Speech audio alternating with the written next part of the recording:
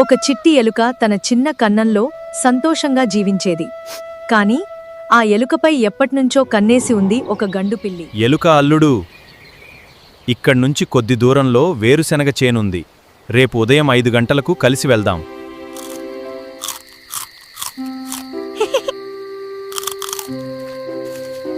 అయ్యో, నేను 4 గంటలకే వెళ్ళి తినొచ్చేశాను. గడుస్తున్నా పిల్లి ప్లాన్ ఒక్కటైనా సక్సెస్ కాలేదు. కాని ఎలుకకి మరో సమస్య మొదలైంది. ఎవడో నా పంటని నాశనం చేస్తున్నాడు. ఈరోజు దొరికితే వదలను.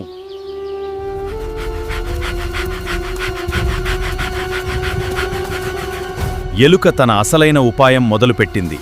తెలివిగా ఆలోచించిన ఎలుక తనపై వచ్చిన ప్రమాదాన్ని ఉపాయంతో తప్పించుకుంది. సమయస్ఫూర్తి, తెలివి ఉంటే ఎంతటి అపాయం నుంచైనా బయటపడవచ్చు. ఒక చిట్టి ఎలుక తన చిన్న కన్నంలో సంతోషంగా జీవించేది. కాని ఆ ఎలుకపై ఎప్పట్నుంచో కన్నేసి ఉంది ఒక గండుపిల్లి. ఎలుక అల్లుడు, ఇక్కడ్నుంచి కొద్ది దూరంలో వేరుశెనగ చేనుంది. రేపు ఉదయం 5 గంటలకు కలిసి వెళ్దాం.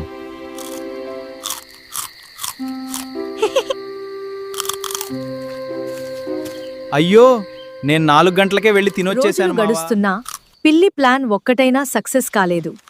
కాని ఎలుకకి మరో సమస్య మొదలైంది. ఎవడో నా పంటని నాశనం చేస్తున్నాడు. ఈరోజు దొరికితే వదలను.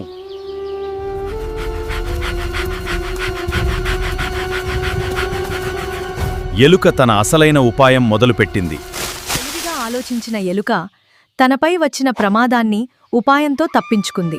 సమయస్ఫూర్తి, తెలివి ఉంటే ఎంతటి అపాయం నుంచైనా బయటపడవచ్చు.